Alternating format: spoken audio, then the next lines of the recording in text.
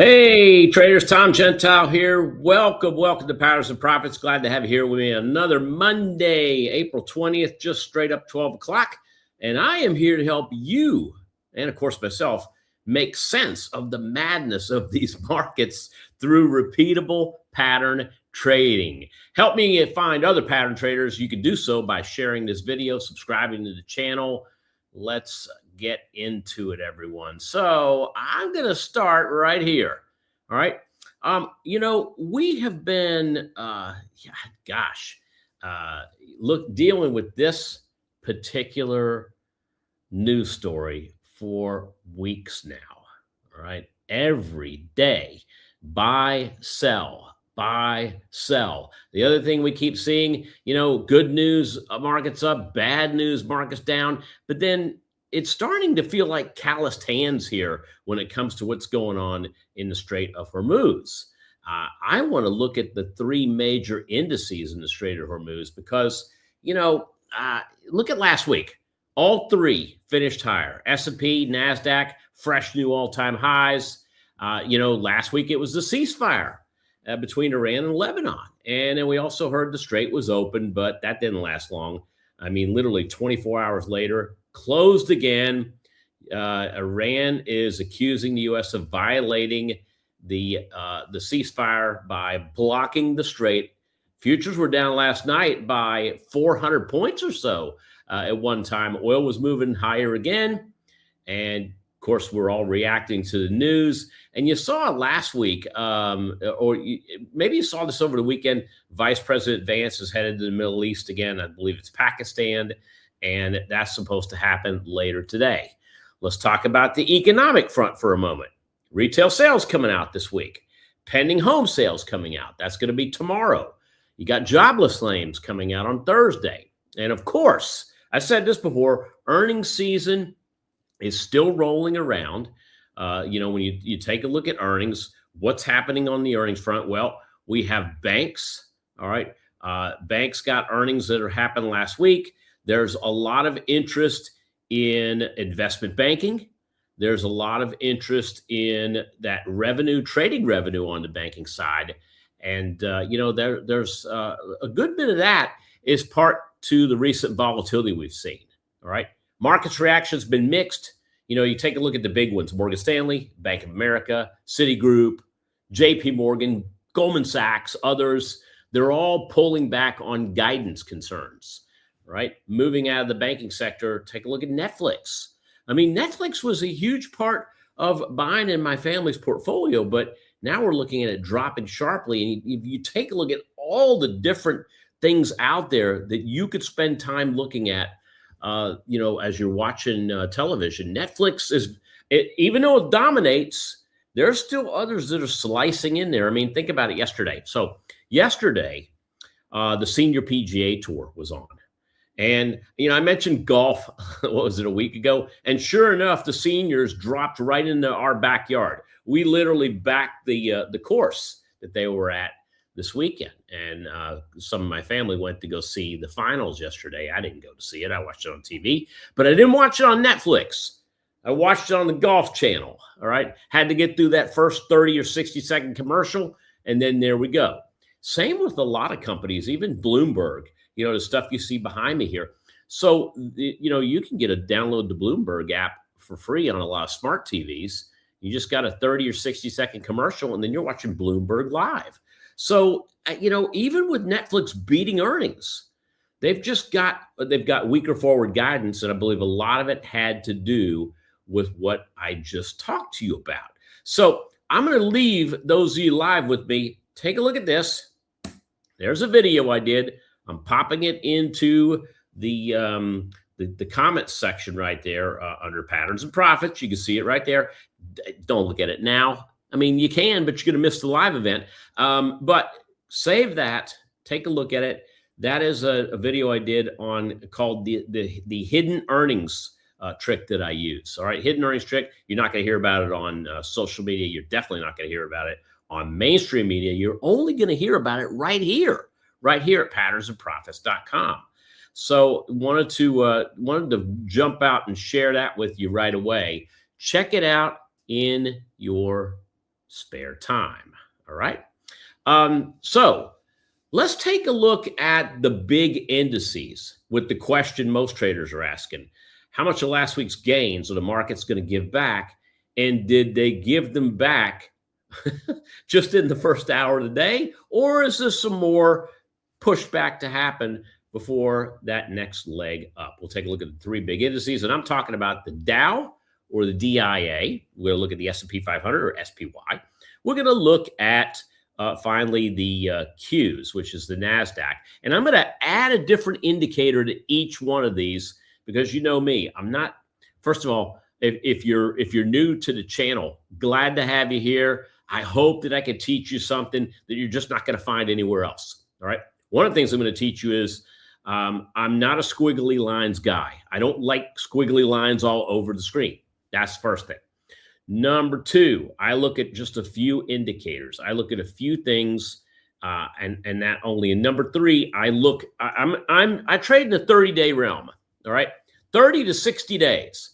That means I'm not a day trader. Means I'm not a meme trader. All right, I'm a rules-based, objective pattern trader. That's what we do here. All right. So, looking at the Dow, let's blow this chart up. I don't have anything on here except price. Right? Why do I use candlesticks? Because honestly, they're the easiest thing that I can read. Right? Green candle says that we closed higher than we opened. Red candle says we closed lower than we opened. That's the way the candles crumble here. We've had big move up through the beginning of the year. We had a pullback, a very healthy pullback on the DIA. All right. That's the Dow Jones Industrial Average. What you can do is you can take the Dow Jones Industrial Average DIA. It's 1/100th of the Dow. So when I see 500 up here, that means the Dow crossed 50,000. When I see 450, that means we drop down to around 45,000. It's close, but it's not exact. Right? What's been happening recently? Well, we've been seeing a big move into last week. And this big move, April is really following last year's April. Do you remember last year? April, at the beginning of April ended down, and then we started shooting back up, and that ran pretty much last April all the way up until November before we saw any kind of real pullback. Yeah, we saw one in July, but that didn't last long. We had a bigger pullback in November, and of course, the huge pullback was what happened this year in February and March. Since then, we've nearly recovered everything that we lost, and the upside snapped up faster than the downside. That doesn't always happen, right? So we've gained a lot of ground in the first few weeks. SPY. Let's take a look at SPY. Now, what I've done here is I've taken the same chart for SPY, and you can see what's happened with SPY, but I've added volume to it. And the reason I look at volume is I like to see where the spikes all happen. Spike last August, followed a drop, a very quick drop, which became a buying opportunity. The spike that happened in October, big drop, it held, buying opportunity. And then again in November, dropped down, and then a subsequent rise, held. Look what happened down here in March. We had a spike that occurred. That was at about the third week of March. That was not the low, right? The low actually occurred with some lower volume, but from there ran up. So you had to suffer through maybe about 10 points of downside before the big move up happened. But we've been leaning into this big move up now for the last couple of weeks, especially those of you that have been following me and hanging out here on Patterns and Profits Live. Or have you've been watching the channel. So got that big move up. Where do we go from here? That's the big question. All right, where are we right now in this particular pattern?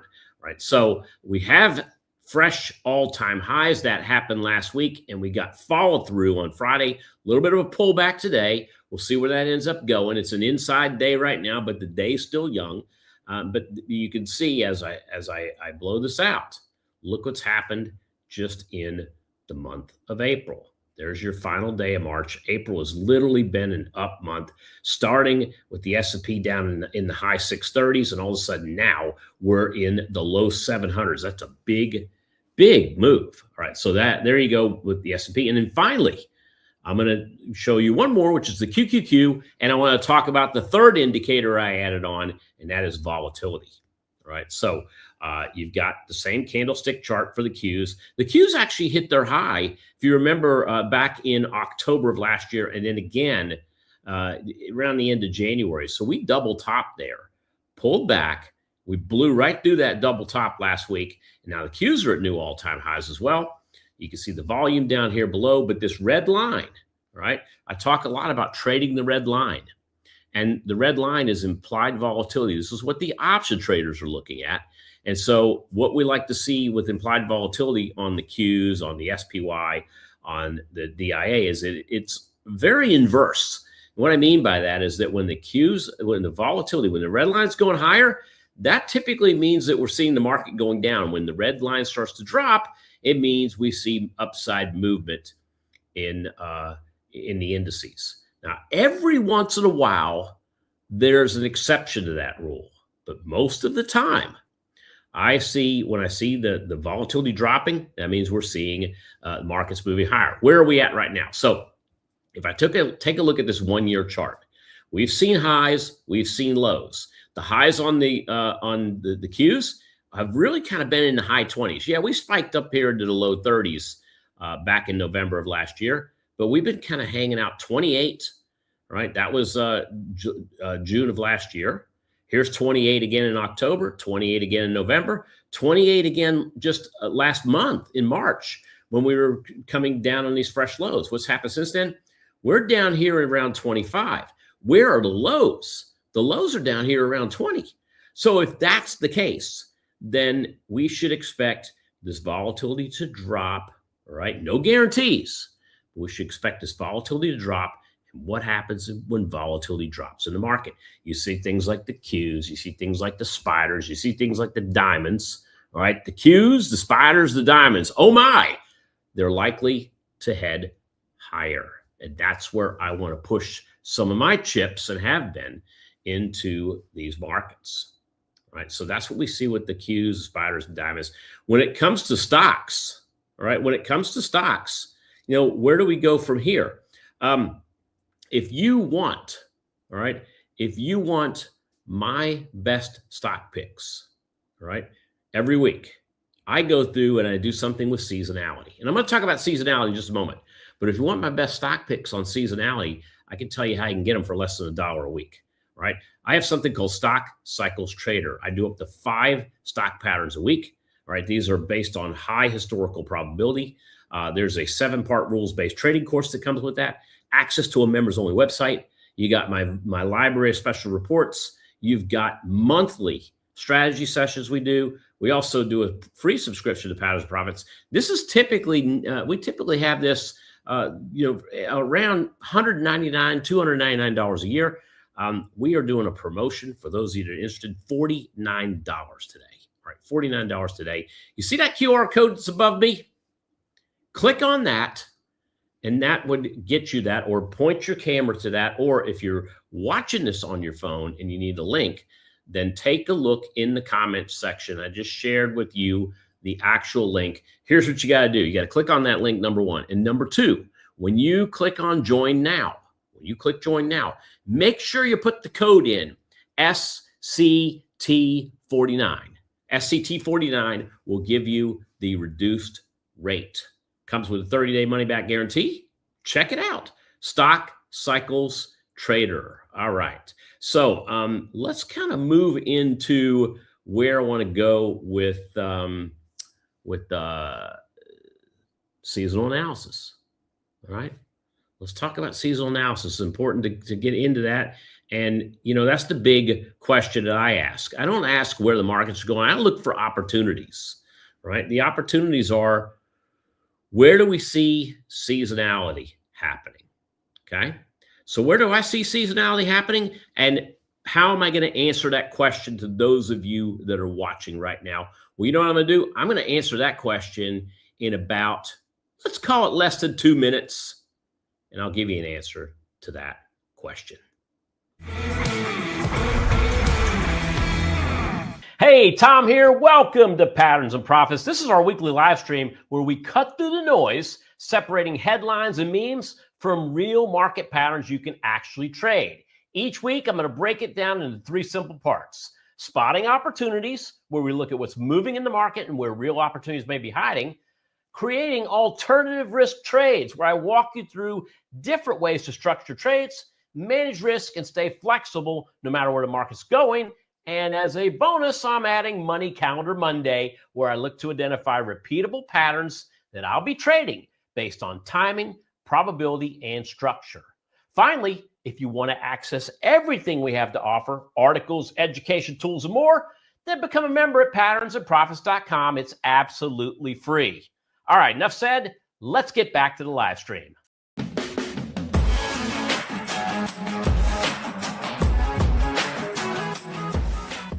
All right, welcome back to Patterns and Profits, guys. Glad to have you here joining me Monday, April 20th, and we're now a month into the spring season. All right, and I want to talk about seasonality. You know, I like backing winners. Don't you?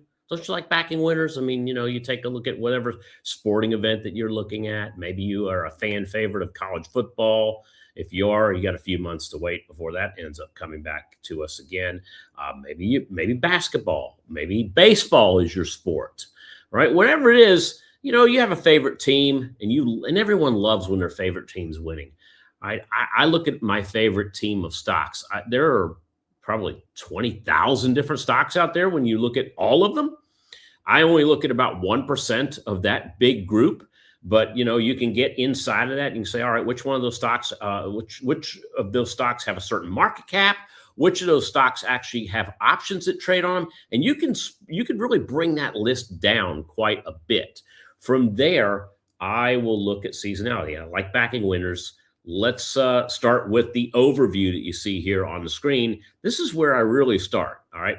So I look at the monthly overview, and coming into the week of the 20th, I am seeing when I look at those hundreds of stocks, all right, off of the thousands that are out there, there's roughly 75 to 89 that have patterns going on right now that kind of fit my parameters, 30 days or 30 to 60 days. Last 9 of the last 10 years minimum, that pattern started today, whether it's bullish or bearish, had to have actually worked.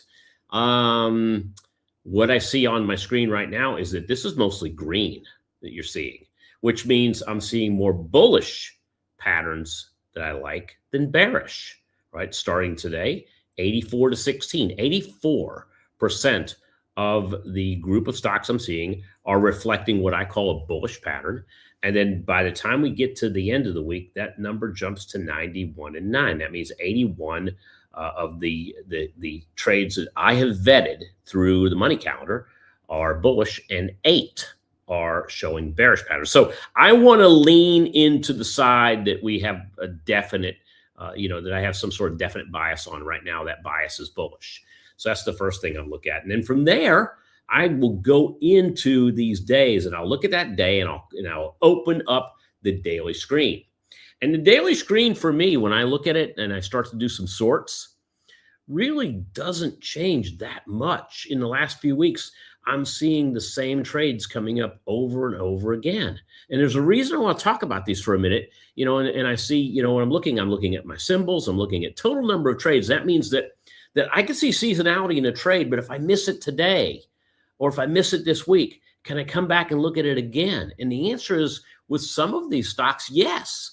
They have seasonal entry points that all kind of clump together, and then the season happens, and you see those entry points go away.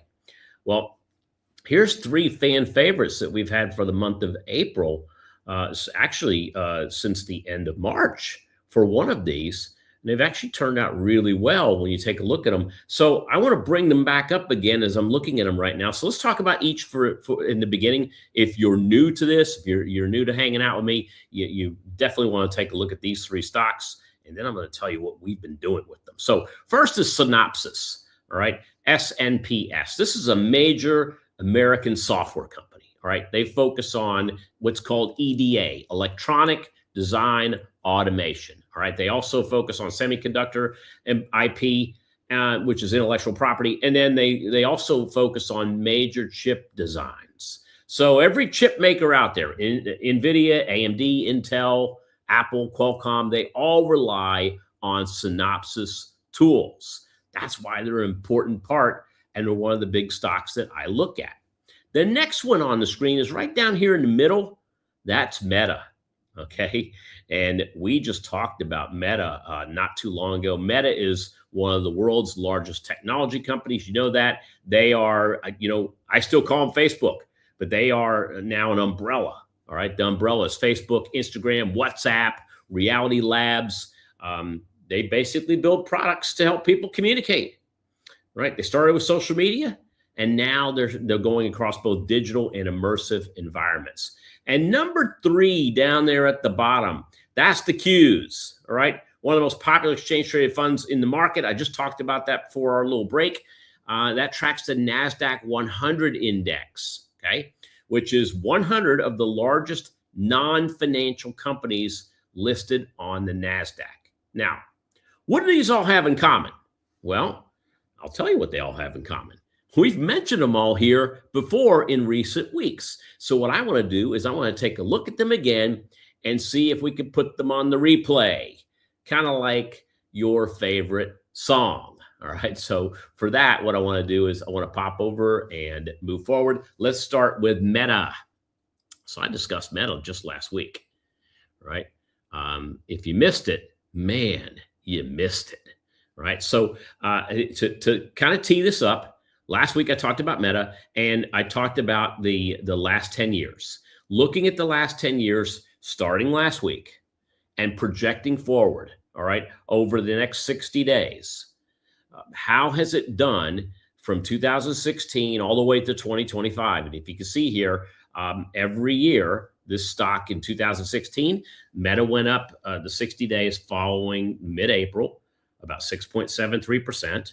And in 2017, it went up 5.7%, 20% in 2018, 10% in 2019, 36% it went up in 2020.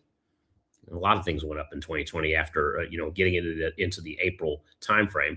2021, it went up 12%. 2022 was down 21%, and that was during the bear market that we had of 2022. Last 3 years, 35%, 6%, 36% last year, and I'm talking about between mid-April and around July, the July 8th timeframe. So we talked about it last week. And if you remember last week, we talked about this chart. We talked about the chart looking kind of having that lower high, lower low scenario, but was it going to have a repeat of last year? And then based on what it had done in the last 10 years, what I do is I take all 10 years and basically add them all up, divide by 10, and I get that average move. All right, that average move that happened, and it gives me a projection. It gives me a price projection. Now that's my price projection. All right, it's not. It's a simple calculation, but it's not a guarantee.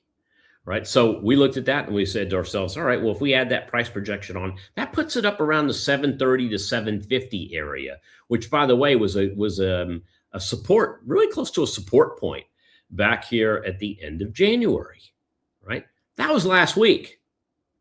We talked about even creating an alternative risk trade. You could, if you're bullish on a stock, you could buy the stock. But if you're bullish on a stock and you have a certain time frame that you believe that stock is going to move in your direction by, maybe you could replace the stock with options, with an option trade. We talked about calls and we talked about call spreads. We talked about the fact that calls, even last week, were risky because they are expensive. And so, buying a call spread, that cuts in on your risk. It cuts in on your cost. It lowers your break even. Doesn't guarantee a profit. It just makes your cost and risk cheaper. But if the stock you have in question does move as you expect it to, it could amplify the returns on a 100 share versus one contract spread basis. So we talked about planning, executing, and managing the trade too. So, we went from spotting opportunity to creating an alternative risk trade to planning, executing, and managing the trade. All right. What happened last week? Here's what happened last week. This is worth blowing up. Look what happened to Facebook. Right. So Here's Facebook. Here's the lows that happened in March. Here was the move up to last week. So last week we were discussing this when Facebook was trading in that $638 range. What happened since then? 5 days later, 4 days later, actually, because last Monday to Friday, the stock was actually up, and I mean, it was up big. It was up 10.5% between April 13th and April 17th. So let's just, for splitting hairs here, let's just say 10%. What's 10% of 600 or 10% of 630? That puts you around 630, 60. It puts you around 690. Well, that's what the stock ended up doing, was getting around the $690 mark as a high on Friday. How cool was that? It made half the move. It made half of the move that we were expecting in 5 days. In literally, actually, 5 days. 5 days it made half that 60-day move. Sometimes when that happens, it makes sense to take a little bit of a win.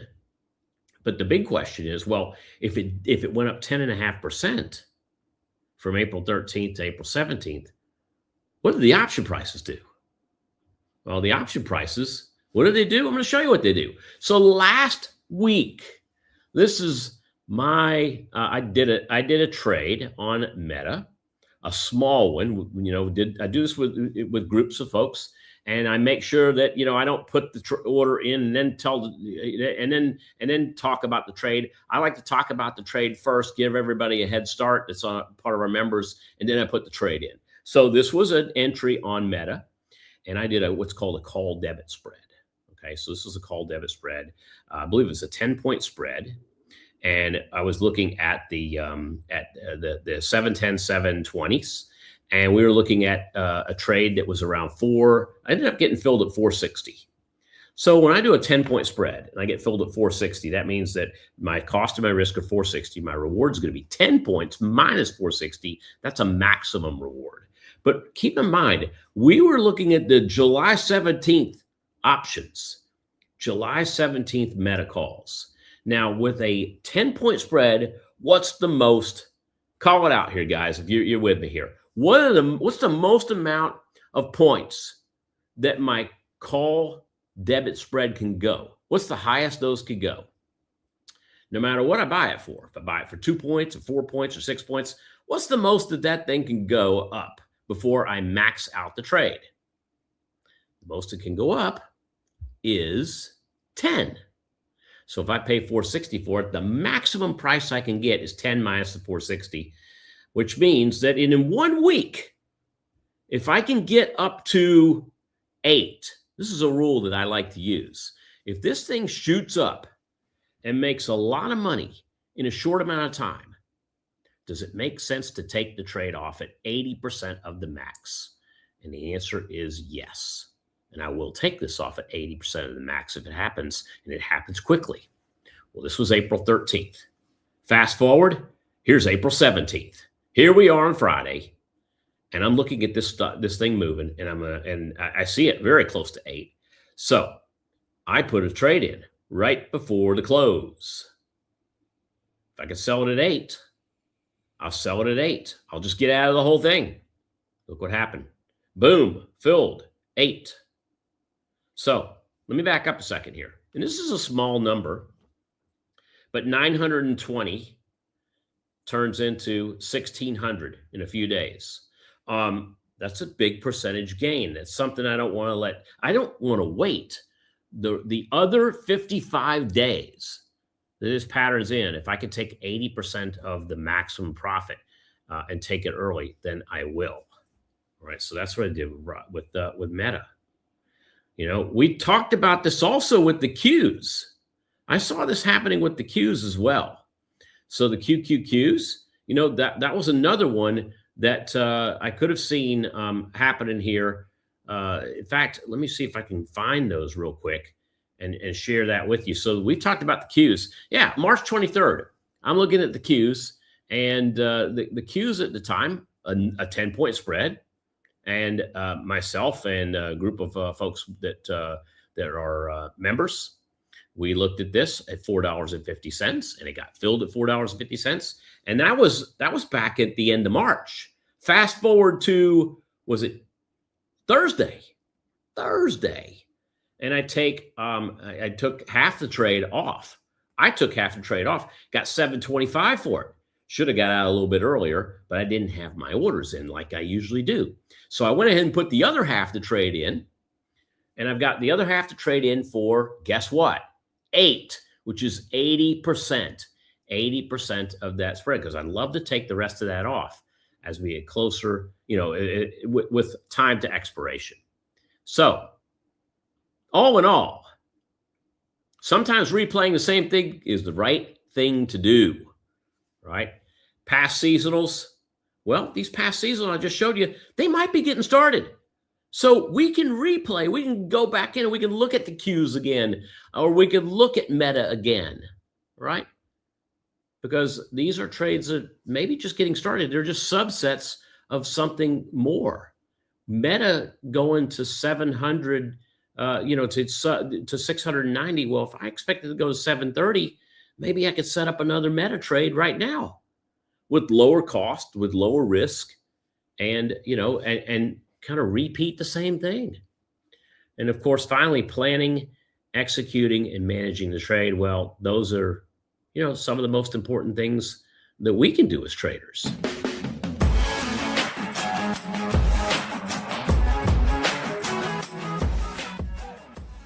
I want to get into a quick little Q&A with you guys as I finish out the rest of our time together. So take a look at your comment section. If your comment section is empty and you'd like to fill it with some questions or comments, I'd love to hear from you about anything that we have talked about today. What I want to do is I want to tell you guys, I'm about to drop a video on this, but I want to talk about it and let you, though, live know about something that I literally found out about last week. I should have known about this for 2 months, 3 months. This was 3 months ago, almost 3 months ago. And I'm just now finding out about this because, sometimes I do these 60-day trades, and some of these trades, if I put on and I put them on in January, and I'm taking them off in April, I don't look at them again for the most part. I look at them every once in a while. But I took these off. I took a couple of trades off. I'm going to share some trades with you that we took off just last week. And when I looked at my Robinhood account, something interesting popped up on the screen that I didn't see before. And that's what I want to talk about with you here for our last session together. All right. So I saw something come up on my Robinhood screen. And I said, what is this? And I dug into it deeper. I go, when did this news announcement come out? Why didn't I know about this before? And so I looked up the news announcement. Here it is. I'm putting it on the screen for you. And it says, high yield cash program interest rate APY. You earn interest on eligible cash through the cash sweep program and brokerage accounts, and held. This is the important part. All right. Held in brokerage cash program. That means cash you have on hand gets their high interest rate. I think it's 3.35 right now. But look at this next statement. And held for options collateral. What? When did this happen? Found out this happened in January. The end of January, Robinhood made a significant change to the better for you and I in the world of trading where you are an option seller. Okay, if you're an option seller. So I want to talk about an option selling real quick. Just going to spend a few minutes on this, but I want to show you how it relates. So we'll talk about the type of trades I'm talking about because there's more than one. And then I want to talk about, I'll show you some trades that we've put on that are in this area that work with the strategy. And I want to show you what it does and how the laws of compounding work with this particular strategy. It's really cool.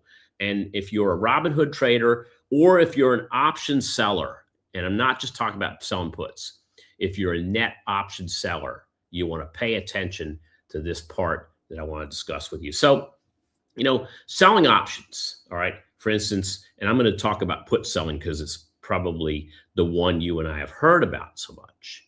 But selling options obligates you to buy the stock at a certain strike, right?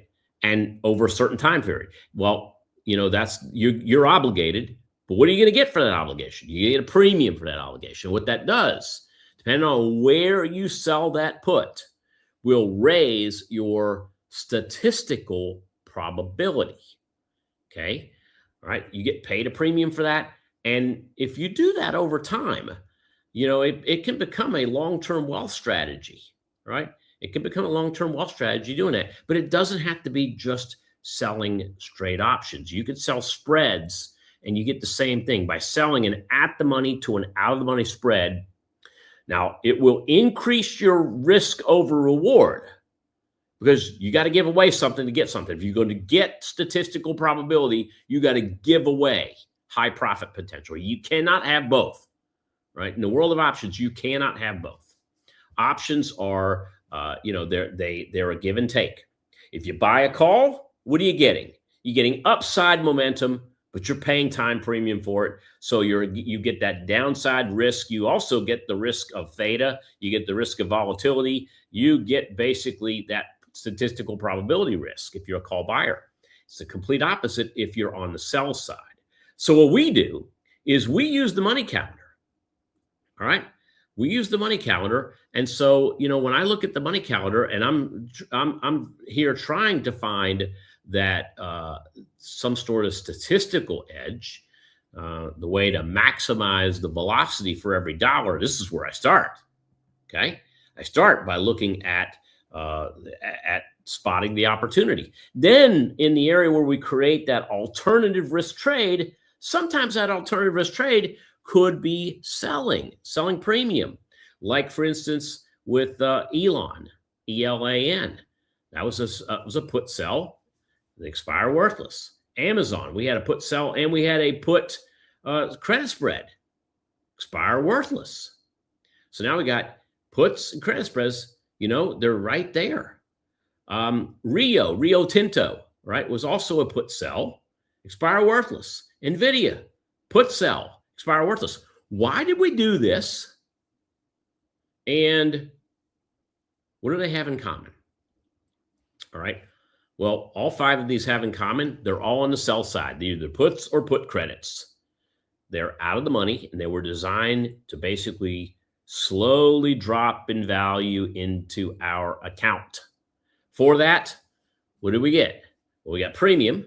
But, the difference is we didn't flip a coin to say, oh, I'm going to get Elon, I'm going to get Amazon, I'm going to get Rio, I'm going to get NVIDIA. We didn't flip any coins, right? We used proprietary strategies, which also include seasonality. And we put seasonality on your side. A seasonality in what? High volatility. Remember the red line? The red line in a lot of these are on the high side. And when the red line's on the high side, I don't want to buy premium. I want to sell premium. Well, here's the big difference between then and now, folks, right? Credit spreads, puts, anything you do where you're bringing in more premium than you're paying out, right? It's a net credit to you. You now have the ability to collateralize that option. It means what? What it means first is before this, there's only a few brokerage firms out there that actually offered this extra kind of cash bunt on options collateral. So what I'm talking about here is that we take those trades. We take the trades that we have now that we've always made some sort of collateral. We have the ability to make money on through options premium. But the difference is now Robinhood is going to pay us interest while we're in the trade live. And remember, these are published trades that we put in last week. And once again, what's the familiarity? Well, they're all credit trades. So effectively now we're double dipping. So why don't you think about this for a minute? You're collecting an immediate premium from the option buyer, right? When you're doing that type of trade there. But now what you're doing is you're also collecting daily interest on that collateral that's required for the trade. They never used to do this before. They started doing it at the end of January. So think about this. As of April 2026, Robinhood, first you have to be a gold member to do this. The gold high yield cash rate, 3.35%. And so what that does is it effectively turns that dead options collateral into a secondary income stream. So back to the table slide here. You take a look at this table slide. Here's a breakdown we're looking at right now. If you had $10,000 in different options collateral, if it's a, maybe a put sell, or it was a put credit spread, or even a call credit spread. So what you're seeing here is the table shows the component, and I put the option premium at a 4% target, right? And to get a 4% in 1 month, last month, it wasn't that hard to do because the markets were really gyrating back and forth, and it pushed a lot of premiums up higher than they normally were. So if you take a look at that, you got $10,000, and I'm taking an arbitrary number, right? Hypothetical $10,000 at 4% is basically bringing in $400 in option premium. But if you're collateralizing the interest, that means you're going to take that $10,000, which was dead money, and now you're adding a 3.35 APY on that. It's an extra $27. So now what's happened is your 400 has jumped by a fairly substantial amount. That, to me, I think that's a game changer. And it's not, you got to look at it one thing by, fact you're looking at it by month. But if you look at this on a regular basis, we're boosting the alpha right now. So that means that 427, that's now an extra 6.8% to your bottom line. You're getting paid to wait for the seasonal pattern to resolve itself, okay? The other thing we could be doing here is offsetting slippage, because a lot of times you lose a few dollars when you get into that bid-ask spread, especially if you're doing credit spreads. So the interest earned on the collateral often covers that cost entirely, right? Gives the ability to have that net profit to stay close to that gross target.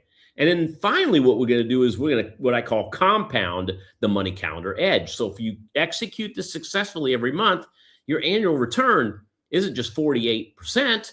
It's closer to 51.3% when you factor in the interest. That's what the extra 3.3% is. It's pure profit with zero, I'll say it again, zero additional market exposure. So all in all, it lowers your break even.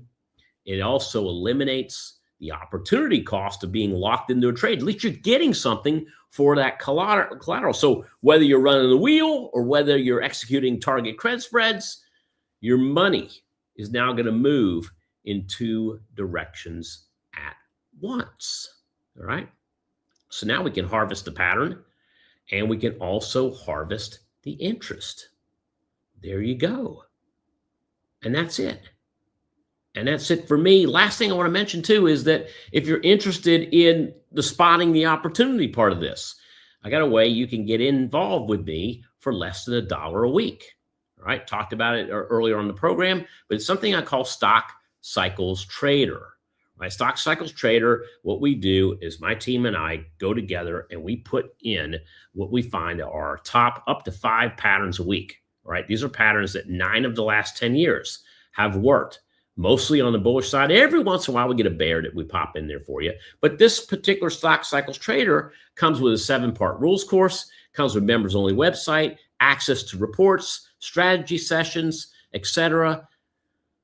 It regularly prices out, I believe, at $299, but you can get it for a special price, all right, $49. That's less than $1 a week, but you got to join now. And to do that, you can click on the link. I put the link in the subscription below. I'll do it again right there in the comments section. You can see it, or you can click on the QR code or snapshot that QR code just above my head. But make sure you put in SCT49 to get the $49 rate. All right. Comes with a money back there, the 30-day money back guarantee, guys. If you're interested, join now. All right. Thanks for joining me. Had a great time. Hope you enjoyed it. Let's continue to trade with opportunity, spotting opportunity. Let's continue to trade with focusing on alternative investments. And of course, the biggest thing, planning, executing, and managing. I'm Tom Gentile. Thanks for joining me. We'll see you again next week.